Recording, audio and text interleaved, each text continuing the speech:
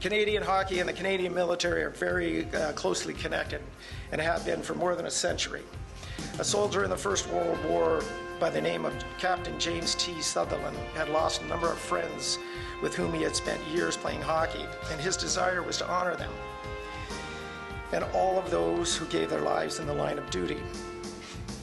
So he did this through the establishment of a trophy to be awarded to the Junior Hockey Championship Team of Canada. Thus was born the Memorial Cup, and was awarded for the first time in 1919. That connection between Canada's favorite sport and its military is an extremely important part of these games, and is why the Memorial Cup Remembrance Gardens is the first legacy project to be announced. And what the host organizing committee did with the City of Windsor is they planted a memorial garden. The garden memorializes the sacrifice of Canadian veterans in all conflicts in this space that we have here. Why it becomes important is the Memorial Cup, for me, is more than just about hockey. The Memorial Cup was originally designed to commemorate First World War soldiers who were OHL hockey players that left to go fight in the war and unfortunately were killed. So the entire premise behind the Memorial Cup is memorializing soldiers who were hockey players. Here in our community, what we've done is we've memorialized on the site of hockey veterans. So I find the tie between the garden, the Memorial Cup, and what it stands for and its history to be absolutely outstanding. That cup is going to be 100 years old. And to hold it and to have it, you're reminded of all of the hockey names that are on the back of the cup. But you lose sight of what it's all about if you don't understand that the cup was first presented and the reason why. And what this group has done today is they're reminding Canadians, they're teaching people about our history. Our history is deep and rich and colorful. And unfortunately, sometimes Canadians don't brag as much as we should.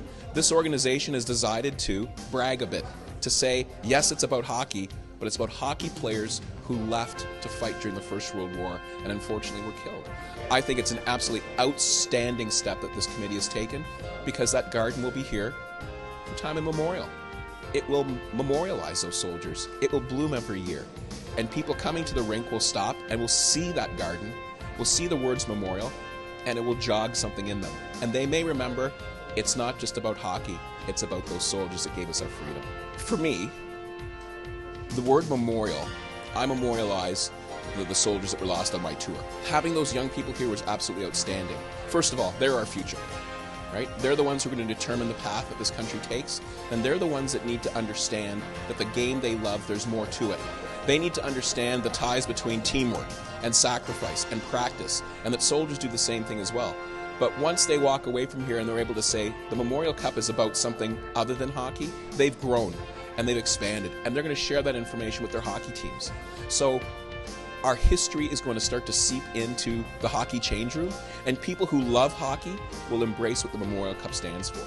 So by bringing those young people here, we've educated them, they've met some veterans, they've seen what a good working group can do, they understand Canadian history, and they're going to take it with them, and they're going to discuss this on the weekend in those dressing rooms, and they're going to educate their teammates. And if it keeps going on like that, the knowledge will spread, the appreciation for our history will grow, and it's all tied together, veterans and hockey in one room.